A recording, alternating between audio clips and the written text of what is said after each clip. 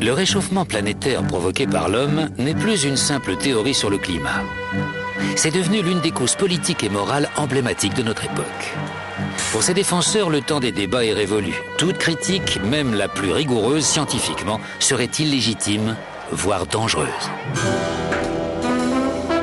Pourtant, dans ce film, nous allons montrer que les températures actuelles n'ont rien d'extraordinaire, que le climat de la Terre a toujours changé et qu'aucune preuve scientifique ne démontre que le climat est déterminé par le dioxyde de carbone, généré ou non par l'homme.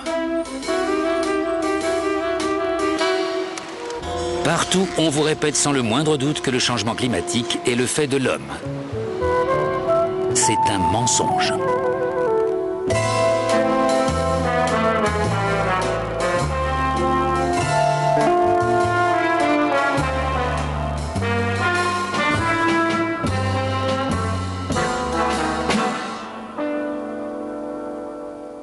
Quand on me dit « je ne crois pas au réchauffement planétaire », je réponds « moi si, mais je ne crois pas que le CO2 produit par les hommes en soit la seule cause ». Si vous m'aviez posé la question il y a quelques années, je vous aurais dit c'est le CO2. Pourquoi? Parce que, comme tout le monde, j'écoutais ce que disaient les médias. Les nouvelles du réchauffement planétaire provoqué par l'homme dont les médias nous inondent semblent chaque jour plus extraordinairement apocalyptiques. Et malgré tout, un certain nombre d'éminents spécialistes du climat affirment aujourd'hui que cette théorie n'a tout simplement aucun sens. Il y a eu des périodes dans l'histoire de la Terre lors desquelles la quantité de CO2 était 3 fois plus élevée qu'aujourd'hui, 10 fois plus élevée même. Si le CO2 avait un effet aussi capital sur le climat, ça apparaîtrait sur la courbe des températures. Si on analyse le climat à l'échelle géologique, on n'accordera jamais au CO2 une influence aussi importante. Aucun changement climatique majeur de ce dernier millénaire peut s'expliquer par le CO2. On ne peut pas dire que le CO2 est à l'origine des variations climatiques, il ne l'a jamais été. J'ai souvent entendu dire qu'il y avait un consensus de milliers de scientifiques sur la question du réchauffement planétaire, selon lequel les hommes seraient en train de causer un changement catastrophique du système climatique. Eh bien moi, en tant que scientifique, je pense que c'est faux. Le réchauffement climatique provoqué par l'homme n'est pas une théorie scientifique ordinaire. Elle est soutenue par un organisme politique puissant de l'ONU, le GIEC. Le groupe d'experts intergouvernemental sur l'évolution du climat. Le GIEC, comme tout autre organisme de l'ONU, est politique. Les conclusions de ces rapports sont influencées par la politique. Prétendre que le GIEC rassemble les 1500 ou 2500 meilleurs scientifiques du monde est faux. Il suffit de regarder les biographies de ses membres. Tous ne sont pas scientifiques. Pour faire monter le nombre à 2500, ils ont dû faire appel à des réviseurs, à des fonctionnaires, etc., à tout ce qui leur passait sous la main. Et ils n'ont demandé l'accord de personne. Beaucoup, d'ailleurs, ne sont pas d'accord. Je connais un certain nombre de personnes, de vrais spécialistes, qui, n'étant pas d'accord avec la polémique, ont démissionné et qui, malgré tout, sont restés dans la liste des auteurs et sont entrés parmi les fameux 2500 meilleurs scientifiques du monde. Voici l'histoire d'une théorie sur le climat qui s'est transformée en idéologie politique. Je n'ai plus envie de parler de mouvement écologiste, parce que c'est devenu un mouvement d'activisme politique très influent sur le plan international. Voici comment tout un domaine de la science a été dénaturé. Les scientifiques du climat ont besoin qu'il y ait un problème s'ils veulent qu'on finance leurs travaux. Nous avons tout intérêt à provoquer la panique pour que de l'argent soit investi dans les sciences du climat. La chose à ne surtout jamais dire, c'est peut-être qu'il n'y a pas de problème. On nous dit de nous inquiéter car le climat mondial est en train de changer. Mais le climat mondial n'a jamais cessé de changer. La longue histoire de la Terre est ponctuée de périodes bien plus chaudes ou bien plus froides que la nôtre. Le climat a toujours évolué sans que nous, les hommes, n'y soyons pour quelque chose. La tendance actuelle au réchauffement remonte à il y a au moins 200 ans. Elle suit une période très froide de l'histoire de la Terre que les climatologues appellent « petit âge de glace ». Au XIVe siècle, l'Europe est entrée dans le petit âge de glace. Et durant les hivers les plus durs et les plus rigoureux de cette période-là, la Tamise gelait. Avant le petit âge de glace, a eu lieu une période de douceur lors de laquelle les températures étaient plus chaudes qu'aujourd'hui. une période que les climatologues appellent optimum médiéval. En Europe, elle correspond au temps des bâtisseurs de cathédrales. Il est important de comprendre que le climat au Moyen-Âge a permis un tout nouveau style de vie. De nos jours, on s'imagine que le réchauffement aura des conséquences apocalyptiques, mais en fait, quand on décrit cette période médiévale de chaleur, elle est toujours associée à la richesse. En remontant encore le temps, au-delà de l'optimum médiéval, on découvre d'autres périodes chaudes, dont une très longue durant l'âge de bronze et l'âge de pierre, que les géologues appellent optimum climatique Holocène. Les températures étaient alors sensiblement supérieures aux températures actuelles, et cela durant 3 millénaires. Les variations climatiques du passé étaient de toute évidence naturelles. Alors pourquoi serait-ce différent aujourd'hui? Selon la théorie du réchauffement planétaire généré par l'homme, le dioxyde de carbone émis par l'industrie fait grimper les températures. Mais qu'est-ce qui le prouve? Quiconque affirmant que le dioxyde de carbone est le responsable majeur du réchauffement planétaire du XXe siècle n'a pas vu les chiffres élémentaires. Au début du XXe siècle, la majeure partie du monde se trouve dans l'ère pré-industrielle. Très peu de gens ont une voiture ou même l'électricité. L'industrie est encore assez primaire, réduite à quelques pays et paralysée par la crise économique. Mais après la Deuxième Guerre mondiale, tout change. On commence à produire en masse pour un marché international des biens de consommation tels que les réfrigérateurs, les machines à laver, les téléviseurs et les voitures. Pour désigner cette explosion de l'activité industrielle, les historiens parlent des 30 Glorieuses. Dressons un parallèle avec l'évolution de la température. Ces 150 dernières années, la température de la planète a augmenté d'un peu plus d'1 demi-degré Celsius. Mais curieusement, ce réchauffement a principalement eu lieu au début du XXe siècle, entre 1905 et 1940, au moment où la production industrielle était relativement faible. Puis après 1940, le climat s'est rafraîchi. Voici un relevé des températures de l'Arctique au cours du XXe siècle. Durant le boom économique de l'après-guerre, les températures s'effondrent. Et paradoxalement, elles cesseront de décroître seulement lors de la crise économique des années 1970. La quantité de CO2 a commencé à augmenter de manière exponentielle aux alentours de 1940. Mais à cette époque, la température a commencé à baisser et cela a duré jusqu'en 1975. Le rapport est donc inversé. Quand le CO2 augmente rapidement, la température baisse. On ne peut donc pas dire qu'ils évoluent dans le même sens. La température a augmenté sensiblement jusqu'en 1940, quand la production humaine de CO2 était relativement basse. Puis, dans les années d'après-guerre, quand l'industrie et toutes les économies du monde ont pris leur essor et que le CO2 produit par l'homme est monté en flèche, la température mondiale s'est mise à baisser. En d'autres mots, les faits ne correspondent pas à la théorie. Qu'est-ce qui nous fait supposer que le dioxyde de carbone est responsable des changements climatiques? Le CO2 ne représente qu'une infime partie de l'atmosphère de la Terre. En fait, les variations de son niveau dans l'atmosphère ne se mesurent qu'en dizaines de parties par million. Le pourcentage que représente le CO2 dans l'atmosphère par rapport aux autres gaz, à l'oxygène, l'azote, l'argon, etc., est de 0,054%. C'est une part incroyablement faible. Et quand vous vous intéressez à la part soi-disant ajoutée par l'homme, qui est le point de convergence de toutes nos inquiétudes, elle est encore plus faible. L'effet de serre n'est qu'une composante du système climatique de la Terre. Et le CO2 est un gaz à effet de serre relativement mineur. L'atmosphère se compose d'une multitude de gaz dont un petit pourcentage s'appelle gaz à effet de serre. Et 99% de ce tout petit pourcentage est de la vapeur d'eau, le gaz à effet de serre le plus important. La vapeur d'eau est un gaz à effet de serre de loin le plus important. Non seulement le CO2 n'est qu'un gaz à effet de serre secondaire, mais on est loin d'être sûr que ces gaz-là sont responsables du changement climatique. Pour en savoir plus, regardons le ciel, ou plutôt une partie du ciel appelée troposphère. Si les gaz à effet de serre sont responsables du réchauffement, celui-ci sera plus important au milieu de la troposphère, dans les 10-12 premiers kilomètres de l'atmosphère, qu'à la surface de la Terre. Ceci s'explique par de bonnes raisons théoriques liées à la manière dont fonctionne l'effet de serre. L'effet de serre fonctionne ainsi. Le Soleil envoie sa chaleur sur Terre. Sans les gaz à effet de serre, ces radiations solaires seraient renvoyées vers l'espace en laissant une planète froide et inhabitable.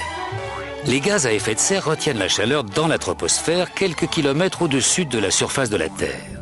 Et c'est là, selon les modèles climatiques, que le taux de réchauffement devrait être le plus élevé. Si les gaz à effet de serre en sont bien la cause. Selon tous les modèles, sans exception, le réchauffement devrait augmenter à mesure que l'on monte de la surface de la Terre vers l'atmosphère.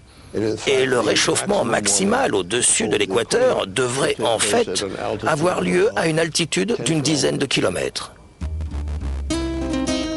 Le professeur John Christie est l'un des scientifiques chargés de mesurer la température de l'atmosphère de la Terre. En 1991, il a reçu la médaille de la NASA récompensant une réalisation scientifique exceptionnelle.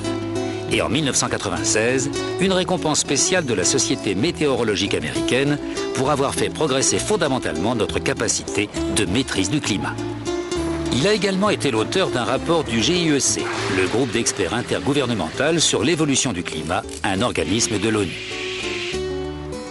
Pour relever la température de l'atmosphère, les scientifiques, comme le professeur Christie, ont recours à deux moyens, les satellites et les ballons-sondes.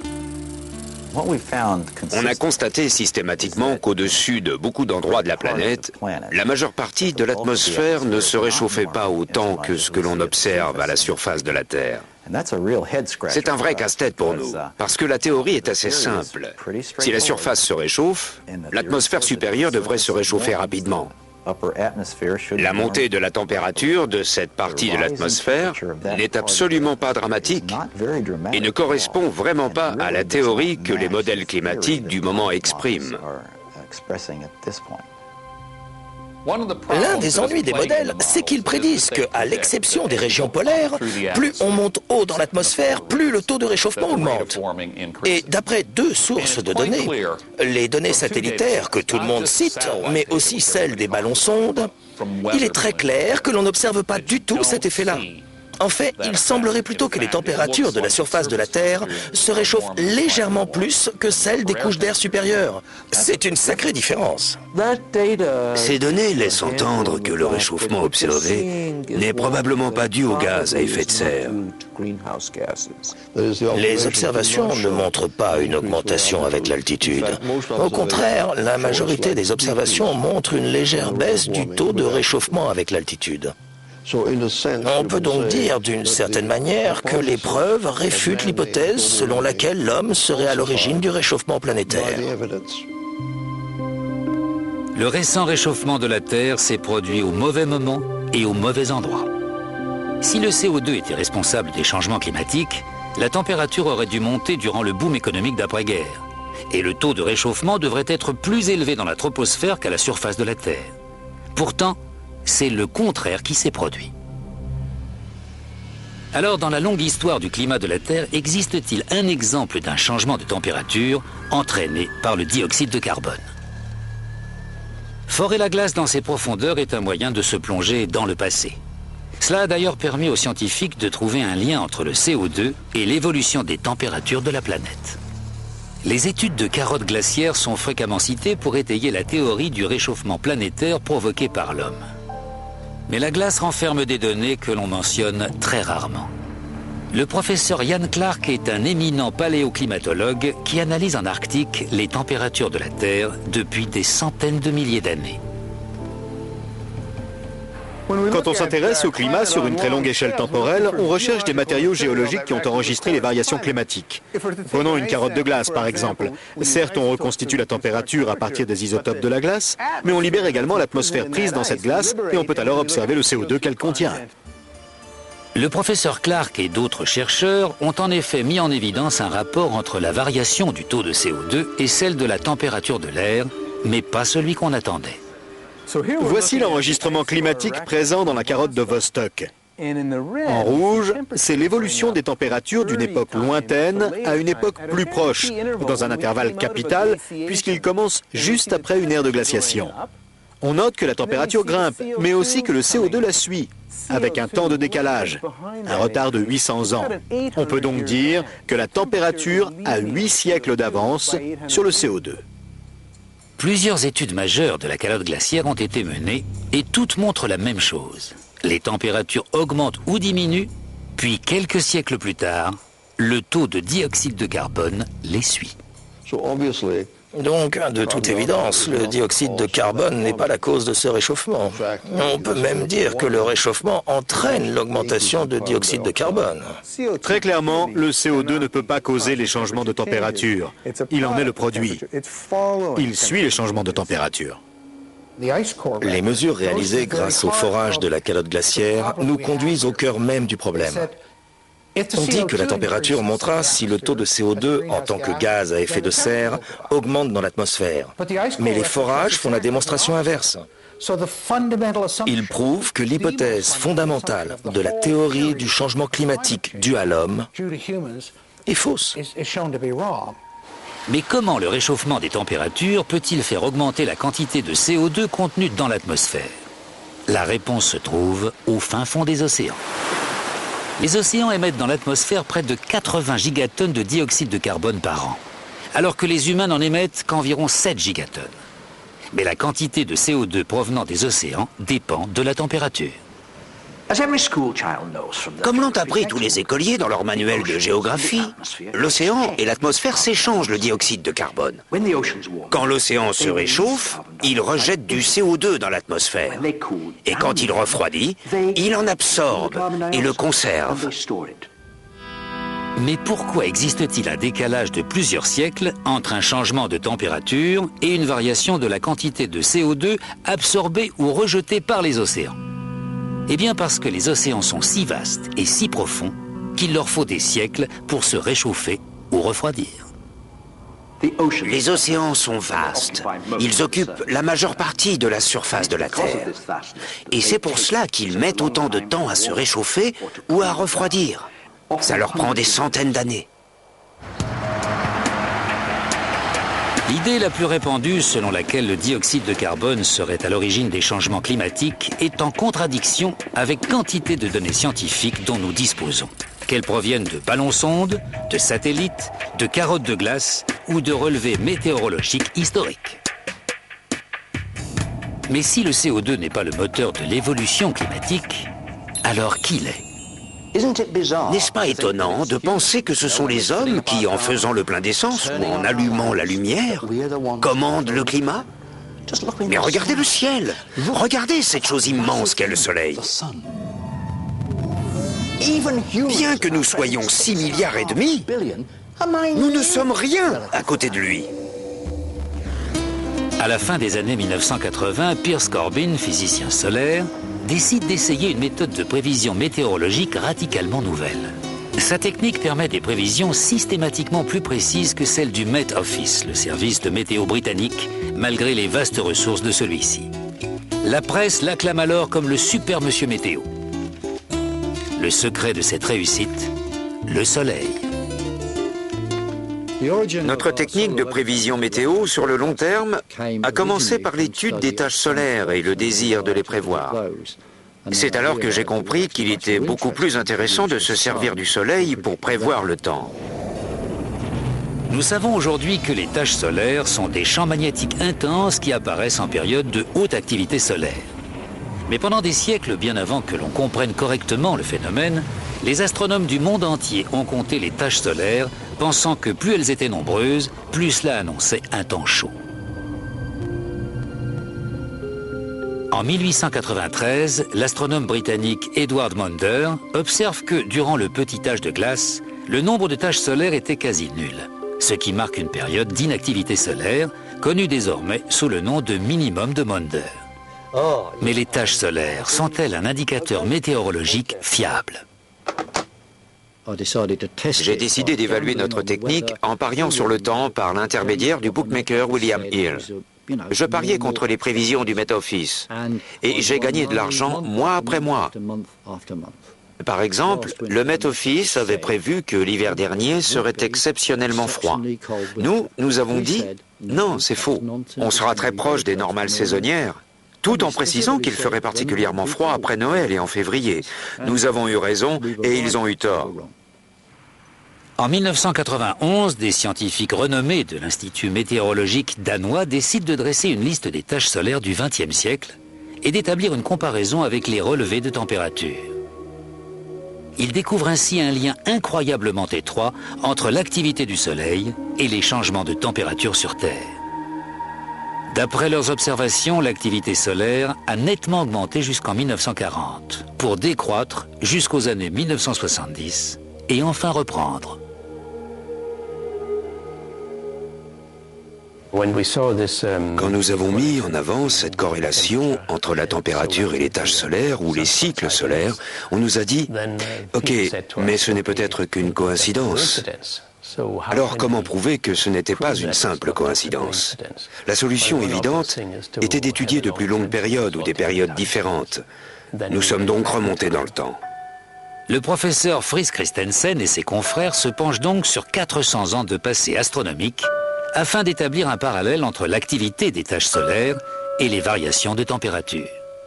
Et cette fois encore, ils découvrent que les variations de l'activité solaire sont intimement liées au changement de température sur Terre.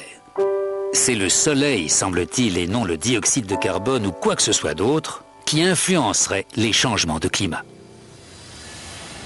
Le Soleil a une influence directe sur la Terre quand il lui envoie sa chaleur. Mais les scientifiques ont établi qu'il avait également une influence indirecte en régulant la formation des nuages. En fait, son influence est si multiple qu'il n'est pas surprenant que les variations de l'activité solaire correspondent autant au changement climatique de la Terre.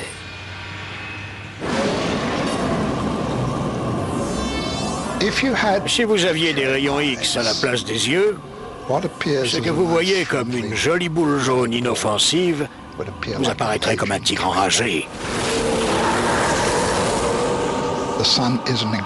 Le Soleil est une brute d'une incroyable violence. Il envoie de grands souffles de gaz et un vent solaire qui balaie incessamment la Terre. D'une certaine manière, nous nous trouvons à l'intérieur de l'atmosphère du Soleil. L'intensité de son champ magnétique a plus que doublé au cours du XXe siècle. En 2005, des astrophysiciens de l'université d'Harvard ont publié le graphique suivant dans le journal officiel de l'Union américaine de géophysique. La courbe bleue représente l'évolution des températures de l'Arctique au cours de ces 100 dernières années. Et la jaune, l'augmentation du dioxyde de carbone sur la même période. Manifestement, elles ne sont pas liées l'une à l'autre. Mais regardons de plus près la courbe des températures et cette ligne rouge qui décrit les variations de l'activité solaire au cours du XXe siècle, telles que l'ont établi de manière indépendante des scientifiques de la NASA et de l'Agence fédérale américaine de recherche atmosphérique et océanique. L'activité solaire du siècle dernier, des siècles derniers, sur une base décennale, est en corrélation avec les températures de l'Arctique et de la glace de mer. Pour nombre de scientifiques, la conclusion s'impose. Le Soleil gouverne le climat. Le CO2 ne compte pas. Alors pourquoi, si tel est le cas, nous assène-t-on constamment, jour après jour, que le réchauffement planétaire est le fait de l'homme? Pourquoi tant de personnes des médias et d'autres professions présentent-elles cela comme un fait incontestable? Pour comprendre l'impact de la théorie du réchauffement planétaire, racontons comment elle s'est développée.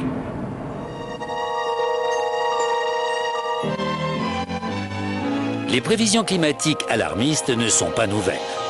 En 1974, la BBC prévient que de violents orages et de grandes inondations pourraient être le signe annonciateur d'une catastrophe imminente.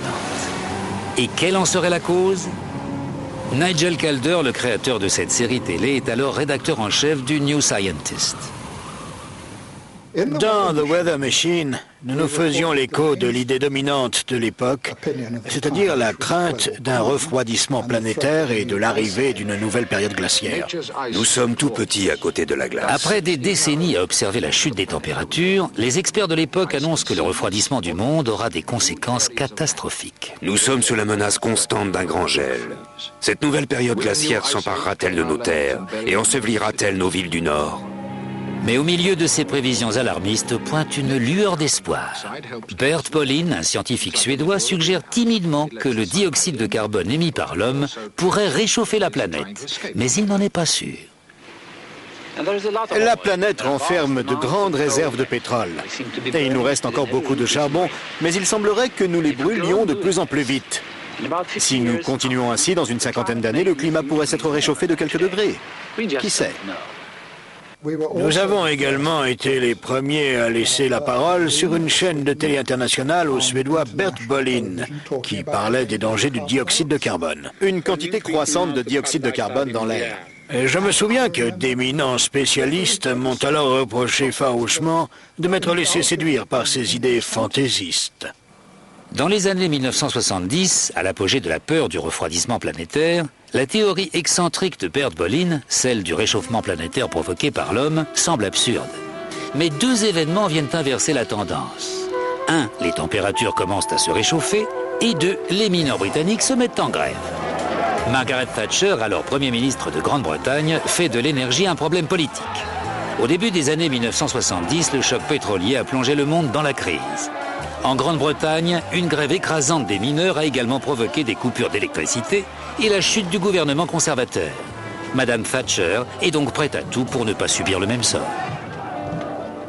What we have seen in this country is the emergence of an organized revolutionary minority whose real aim is the destruction of democratic parliamentary government. La politisation du sujet a commencé avec Margaret Thatcher. Elle s'est toujours beaucoup impliquée dans la promotion de l'énergie nucléaire. Je m'en souviens puisque j'ai été secrétaire d'État à l'énergie. Et cela bien avant que l'on parle du problème du changement climatique. Parce qu'elle s'inquiétait pour la sécurité de l'énergie. Et que ni le pétrole, ni le syndicat national des mineurs ne lui inspiraient confiance. Elle ne croyait ni au pétrole, ni au charbon. Elle pensait donc que nous devions continuer à développer l'énergie nucléaire. Puis, quand la théorie du réchauffement climatique planétaire est apparue, elle a pensé « c'est parfait ». Voilà un nouvel argument en faveur du nucléaire, puisque cette énergie-là ne crée pas d'émissions de CO2. Tel était son propos, qui depuis a été quelque peu déformé. Elle s'est donc rendue à la Royal Society, l'Académie britannique des sciences, et a dit « il y aura de l'argent à la clé si vous prouvez cette théorie ». Alors forcément, ils l'ont prouvé. Inévitablement, dès lors que les politiques soutiennent une cause et y associent leur nom d'une manière ou d'une autre, l'argent afflue. C'est ainsi. Et inévitablement, les institutions de recherche et de développement se sont mises à bouillonner, si je puis dire. Elles allaient étudier le climat, mais en mettant un accent particulier sur la relation entre le dioxyde de carbone et la température. En 1988, à la demande de Madame Thatcher, le Met Office met en place une équipe de modélisation climatique qui constituera plus tard la base d'un nouveau comité international baptisé GIEC, le groupe d'experts intergouvernemental sur l'évolution du climat. Et le premier grand rapport qu'ils ont publié prévoyait une catastrophe climatique provoquée par le réchauffement planétaire. Je me souviens de la conférence destinée à la presse scientifique à laquelle j'ai assisté. J'étais frappé par deux choses. Premièrement, la simplicité et l'éloquence du message, ainsi que l'énergie avec laquelle il nous était transmis. Et deuxièmement, le mépris total de toutes les découvertes climatologiques réalisées jusqu'alors, y compris le rôle du Soleil, qui pourtant avait été au centre d'une réunion importante de la Royal Society quelques mois plus tôt. Mais la toute nouvelle importance accordée au dioxyde de carbone généré par l'homme dans les problèmes environnementaux ne séduit pas que Margaret Thatcher. Patrick Moore est considéré comme l'un des plus grands écologistes de sa génération. Il est l'un des fondateurs de Greenpeace.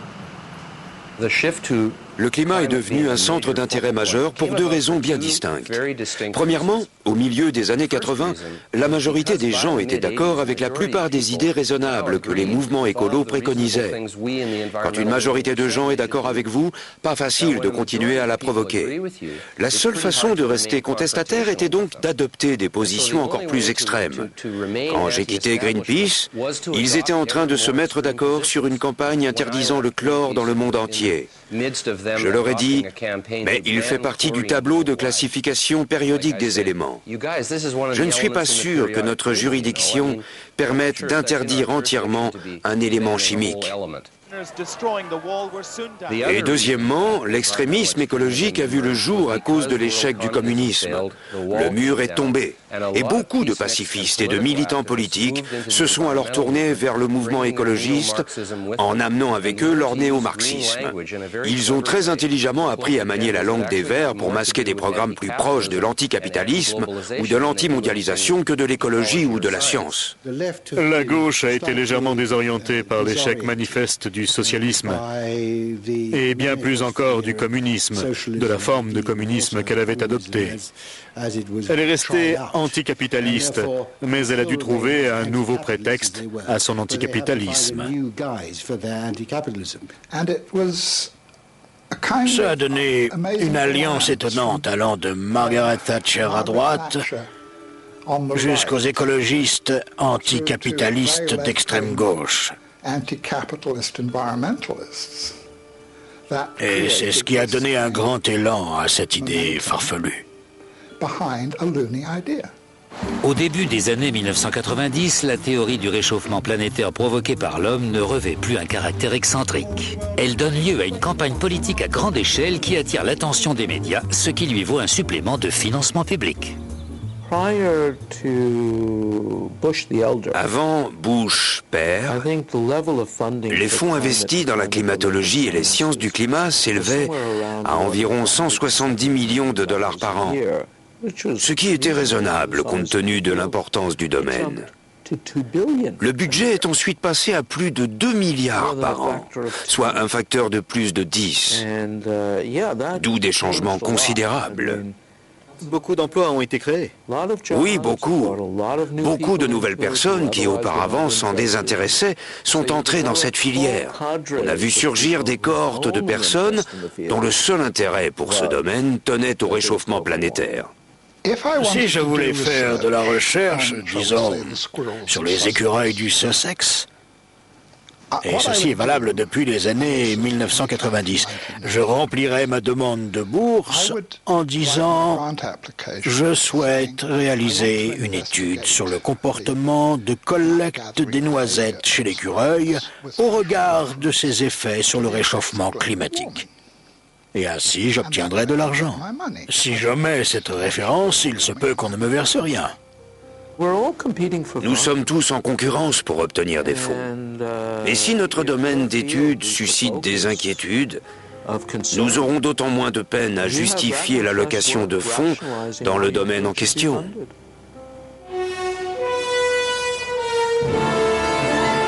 Une proportion importante de ces fonds a été consacrée à l'élaboration de modèles permettant de concevoir des projections climatiques.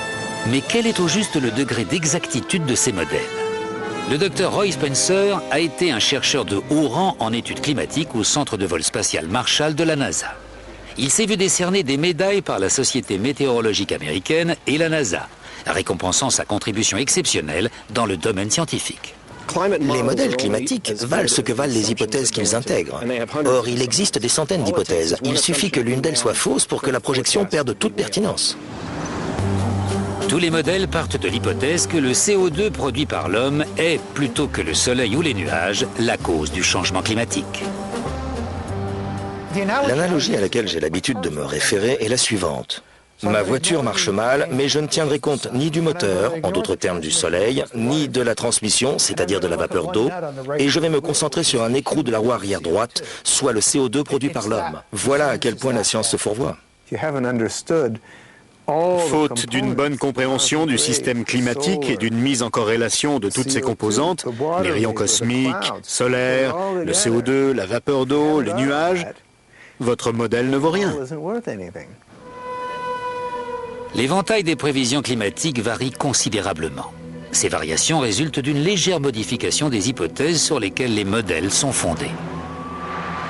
J'ai travaillé avec des modélistes. Or, en fignolant les paramètres d'un modèle mathématique, on modélise tout et n'importe quoi. On peut faire apparaître un réchauffement ou un refroidissement du climat en y apportant des modifications. Au premier abord, les modèles informatiques ont de quoi impressionner le novice. Ils donnent souvent lieu à de folles spéculations qui se présentent sous la forme d'énoncés scientifiques rigoureux. Ils fournissent également aux médias une source abondante de scénarios spectaculaires. Ce qui me surprend, en qualité de journaliste de longue date, c'est la façon dont, sur ce chapitre, les principes journalistiques les plus élémentaires semblent avoir été bafoués.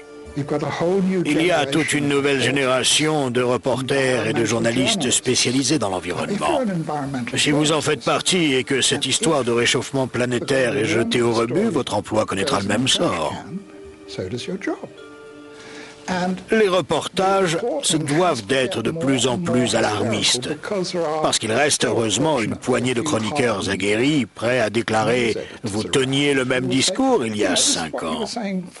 Ah oui, mais répondra-t-on aujourd'hui, c'est bien pire. Le niveau de la mer va monter de 3 mètres d'ici à mardi prochain, ou je ne sais quoi.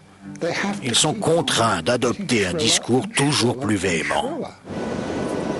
Les médias ont désormais coutume d'imputer le moindre ouragan ou la moindre tempête au réchauffement climatique. Mais sur quel fondement scientifique s'appuie-t-il ? C'est de la pure propagande. Tous les manuels de météorologie nous disent que la principale cause des perturbations climatiques est la différence des températures entre les tropiques et les pôles. Et on nous dit que si le climat se réchauffe, cette différence se réduira. On devrait donc en conclure que le climat sera moins rigoureux et qu'il y aura moins de variations climatiques. Mais pour une raison ou une autre, comme ce n'est pas assez catastrophiste, on vous dit le contraire. On entend parfois dire qu'un réchauffement modéré suffirait à faire fondre les calottes glaciaires polaires de la planète.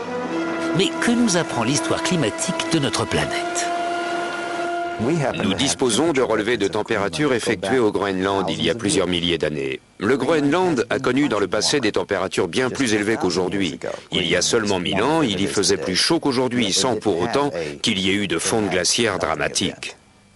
Même si l'on considère le permagel, cette couche de glace qu'on trouve par exemple en Russie, on s'aperçoit qu'une grande partie de celui-ci a fondu il y a 7 ou 8 000 ans dans des proportions bien plus importantes que celles des projections actuelles. En d'autres termes, il s'agit là d'une évolution historique, mais le monde ne s'est pas pour autant brusquement effondré. Le professeur Seyunichi Akasofu dirige le centre de recherche arctique de l'Alaska, le plus important institut du monde en la matière. Le professeur Akasofu souligne que les calottes glaciaires sont soumises en permanence à un processus naturel d'expansion et de contraction. La chute de blocs de glace du continent antarctique, dont de temps à autre on entend parler, a dû se produire à toutes les époques. Mais comme nous disposons aujourd'hui de satellites qui détectent ces phénomènes, ils font l'actualité. Je vois tous ces programmes télévisés relatifs au réchauffement planétaire, montrant de grands blocs de glace qui s'effondrent sur les bords des glaciers. Mais on oublie que la glace est toujours en mouvement. Ces images satellites de la NASA montrent dans toute leur ampleur l'expansion et la contraction naturelle des glaces de la mer polaire au cours des années 1990. Les journaux d'information diffusent régulièrement des images de glace se détachant des bords de l'Arctique. Ce que l'on omet de dire, en revanche, c'est qu'il s'agit d'un phénomène aussi ordinaire en Arctique que la chute des feuilles un jour d'automne. On me demande, avez-vous vu de la glace tomber sur les bords des glaciers? Oui, c'est le dégel du printemps. Il se produit tous les ans. Les journalistes nous sollicitent en permanence à l'affût d'éléments sur l'effet de serre. Je leur réponds qu'il n'existe rien de tel. Il est aussi courant d'imputer la variation du niveau des mers au changement climatique. Mais cette corrélation est-elle scientifiquement avérée? La variation du niveau des mers sur la planète est régie par 2 facteurs. D'une part, des facteurs locaux. Le rapport de la mer à la Terre, lequel a, soit dit en passant, plus à voir avec l'élévation ou l'affaissement du niveau des terres qu'avec la hausse ou la baisse du niveau des eaux. D'autre part, le statisme, la variation du niveau des mers à l'échelle mondiale. Celle-ci est liée à l'expansion thermique des océans. Elle n'a rien à voir avec la fonte des glaces et se déroule sur des durées bien plus longues que l'espace de votre vie ou de la mienne avant même qu'on puisse la détecter. On soutient par ailleurs qu'une faible hausse des températures entraînera la propagation vers le nord de maladies tropicales mortelles transmises par les insectes, telles la malaria. Mais là encore, est-ce bien exact ? Le professeur Paul Reiter de l'Institut Pasteur à Paris est l'un des spécialistes les plus réputés de la malaria et d'autres maladies inoculées par des insectes. Il est membre du comité consultatif de l'Organisation mondiale de la santé, a présidé le comité américain d'entomologie médicale, de la Société américaine de médecine tropicale et a dirigé la publication de la section santé du rapport d'évaluation nationale des conséquences potentielles de la variabilité climatique commandé par le gouvernement américain. Les moustiques ne se cantonnent pas aux régions tropicales. Chacun peut constater qu'il y en a dans les régions au climat tempéré. On en trouve même énormément en Arctique. En fait, dans les années 1920, c'est en Union soviétique que s'est propagée la plus grande épidémie de malaria. On a compté 13 millions de cas déclarés par an et près de 600 000 morts. Une catastrophe épouvantable qui a atteint le cercle arctique. À Archangel, on a comptabilisé 30 000 cas et 10 000 morts. La malaria n'est donc pas uniquement une maladie tropicale et cependant, les associations de lutte contre le réchauffement climatique répandent la menace que la maladie pourrait se déplacer vers les régions du Nord. Les rapports officiels émis par le GIEC sont souvent très alarmants. Mais sont-ils fiables ? J'ai été scandalisé par la lecture du 2e et du 3e rapport d'évaluation. Ce n'était qu'une addition d'informations inexactes sans aucune source scientifique. En tout cas, pratiquement aucune littérature scientifique élaborée par des spécialistes sérieux n'y était citée. Dans une lettre ouverte au Wall Street Journal, l'ex-président de l'Académie nationale américaine des sciences, le professeur Frederick Seitz, révèle que le GIEC a bien censuré les commentaires de certains scientifiques. Il écrit « Ce rapport n'est pas conforme à la version approuvée par les scientifiques ayant contribué à sa rédaction ». De fait, plus de 15 points importants du chapitre scientifique ont été supprimés. Comme par exemple, aucune étude n'a pu prouver de façon définitive que l'on pouvait attribuer les changements climatiques aux gaz à effet de serre. Ou encore, à ce jour, aucune étude ne peut dire que l'homme est totalement ou même en partie responsable des changements climatiques observés. Et le professeur Seitz de conclure, « Jamais je n'ai constaté une violation aussi alarmante des règles de la déontologie que celle dont témoignent les événements qui ont abouti au rapport du GIEC. » En retour, le GIEC ne nie pas avoir supprimé des articles, tout en certifiant que cela n'a pas été fait par malhonnêteté ou parti pris, et affirme que, par ailleurs, les incertitudes sur les causes du réchauffement global ont été conservées. Les modifications auraient été apportées suite à des remarques faites par certains gouvernements, par des scientifiques indépendants et par des ONG. Quand j'ai démissionné du GIEC, j'ai cru que l'affaire était classée, jusqu'à ce que je constate que mon nom figurait encore sur l'avant-projet. J'ai donc demandé qu'il soit retiré. On m'a dit que j'avais contribué à l'écrire et que par conséquent, il y resterait. J'ai répondu que je n'y avais pas vraiment contribué puisqu'on n'avait pas transcrit ce que je disais. Enfin, ça a été un vrai combat jusqu'à ce que je les menace de poursuites juridiques et qu'ils finissent par enlever mon nom. Et je ne suis pas le seul à qui ce soit arrivé. Je connais un certain nombre de personnes, de vrais spécialistes qui, n'étant pas d'accord avec la polémique, ont démissionné et qui, malgré tout, sont restés dans la liste des auteurs et sont entrés parmi les fameux 2500 meilleurs scientifiques du monde. De nos jours, un mouvement institutionnel très puissant soutient l'idée que l'homme est le principal responsable du réchauffement planétaire. Nous voici à Nairobi où sont rassemblés nombre de fonctionnaires dévoués, de militants d'ONG, de collecteurs de fonds pour la taxe carbone, ainsi que de journalistes spécialisés dans l'écologie. Cette conférence organisée par l'ONU va durer 10 jours. On y discutera des bouleversements climatiques de la planète et on attend plus de 6000 participants. Il ne faut pas perdre de vue que le réchauffement climatique peut créer des dizaines de milliers d'emplois. C'est une source de profit énorme. On investit des milliards de dollars dans la recherche sur le climat. Par conséquent, un grand nombre de personnes dépendent de ces investissements et ont bien l'intention que ça continue comme ça. Imaginons que quelqu'un se lève et dise « Essayons de regarder tout ça calmement, rationnellement, et de réétudier la valeur réelle de chaque affirmation. » Eh bien, cette personne serait immédiatement bannie. À trop secouer le cocotier, on risque de prendre une noix sur la tête. Cela va nous arriver, c'est compréhensible. Mais ça devient assez inquiétant, difficile à vivre, et les attaques sont de plus en plus personnelles. Il y a eu des menaces de mort et ce genre de choses. Croyez-moi, ce n'est pas une promenade de santé. De nos jours, émettre des réserves sur les causes du réchauffement climatique équivaut à prétendre que l'Holocauste n'a pas eu lieu. Je ne suis franchement pas le seul à penser que l'on pourrait comparer toute cette affaire de réchauffement climatique à une religion. Et que les gens qui ne sont pas d'accord sont traités d'hérétiques. Je suis un hérétique. Les gens qui réalisent ce documentaire sont tous des hérétiques.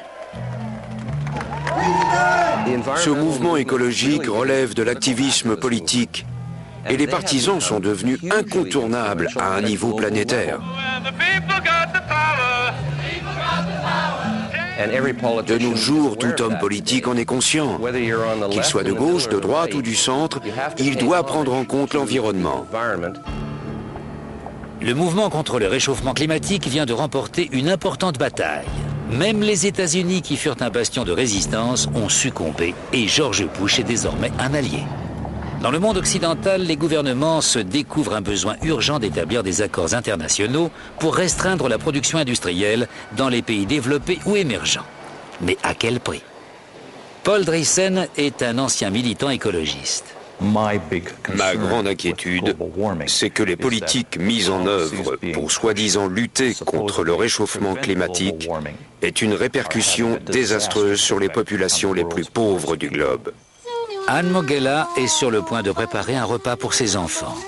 Elle fait partie des 2 milliards d'habitants, un tiers de la population mondiale qui n'ont pas l'électricité. Ces gens doivent donc faire un feu de bois ou de crottin séché à l'intérieur de leur habitat. La fumée produite par ces feux est la forme de pollution la plus dangereuse qui soit au monde. Ils n'ont pas non plus accès à l'eau potable. Par conséquent, dans les pays pauvres, près de 4 millions d'enfants de moins de 5 ans meurent chaque année à cause de problèmes respiratoires ou de diarrhée. Si vous demandez à un paysan ce que représente pour lui le progrès, il vous dira que c'est l'électricité. Vivre sans électricité crée une série de problèmes, tous liés les uns aux autres. Le premier, c'est que vous n'avez pas de lumière. Vous vous couchez donc de bonne heure. Aucune raison de rester éveillé, puisqu'on ne se parle pas dans le noir, n'est-ce pas? Sans électricité, on ne peut pas conditionner ou réfrigérer la nourriture. On ne peut donc pas la conserver. De plus, un feu dans une hutte fait trop de fumée et consomme trop de bois pour servir de chauffage. Et on n'a pas d'eau chaude. Nous autres occidentaux ne pouvons même pas imaginer à quel point la vie quotidienne serait dure sans électricité. L'espérance de vie de ces populations est effroyablement courte. Leur mode d'existence est limité à tout point de vue. À quelques kilomètres de là, l'ONU se fait l'hôte d'une conférence sur le réchauffement planétaire dans ses locaux luxueux et bien protégés. Au magasin de cadeaux, on vend des produits de l'artisanat des tribus locales, pendant que les délégués discutent des moyens de promouvoir les différentes formes d'énergie durable. L'Afrique produit du charbon ainsi que du pétrole, mais les écologistes réfutent ces combustibles à bas prix. Ils prônent l'utilisation des énergies solaires ou éoliennes en Afrique et dans tout le tiers-monde. Ça semble cher aux Européens et aux Américains, mais pour les Africains, inutile d'en parler. C'est contraire au bon sens. Les pays riches peuvent se permettre des expérimentations coûteuses sur les énergies nouvelles, mais nous, on en est encore au stade de la survie. Pour l'ancien écologiste qu'est Paul Driessen, l'aspect le plus abject de la lutte contre le réchauffement climatique est le projet d'obliger les pays pauvres à se servir des sources d'énergie les plus chères de la planète et des moyens de production électrique les moins efficaces.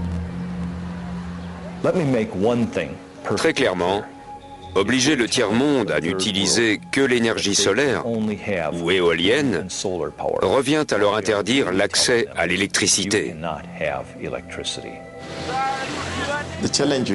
L'objection que l'on peut faire aux écologistes occidentaux qui nous verraient bien utiliser des panneaux solaires et des éoliennes, c'est que ce n'est pas comme ça qu'on va industrialiser l'Afrique. Honnêtement, je ne vois pas comment un panneau solaire pourrait alimenter une aciérie. ou une ligne de chemin de fer. Ça pourrait peut-être suffire pour un transistor. Le mouvement environnementaliste est de loin le plus puissant dans l'art d'empêcher les pays en voie de développement de se développer. On nous dit de ne plus utiliser nos ressources énergétiques comme le pétrole ou le charbon. C'est nous pousser au suicide. Je crois que j'ai le droit de les traiter d'anti-humains. Certes, on n'est pas obligé de penser que l'homme a plus de valeur qu'une baleine, qu'un hibou ou que n'importe quoi d'autre. Mais je suis contre l'idée de mettre l'humanité au rebut. Que l'on puisse laisser des millions d'individus devenir aveugles ou mourir, ça me dépasse. Il est désormais si fermement établi que l'homme est responsable du réchauffement climatique. Et toute opposition à ce concept est si efficacement muselée que la théorie semble irréfutable. Mais l'alarme sonnée contre le réchauffement climatique est surdimensionnée. Il y aura toujours des gens pour croire que c'est la fin du monde. Surtout si le plus éminent des savants anglais proclame que le seul endroit viable sur Terre d'ici la fin du XXIe siècle sera l'Antarctique et que le genre humain survivra grâce à quelques couples qui auront émigré à temps dans cette région. C'est vraiment comique. En fait, non, c'est triste comme tout.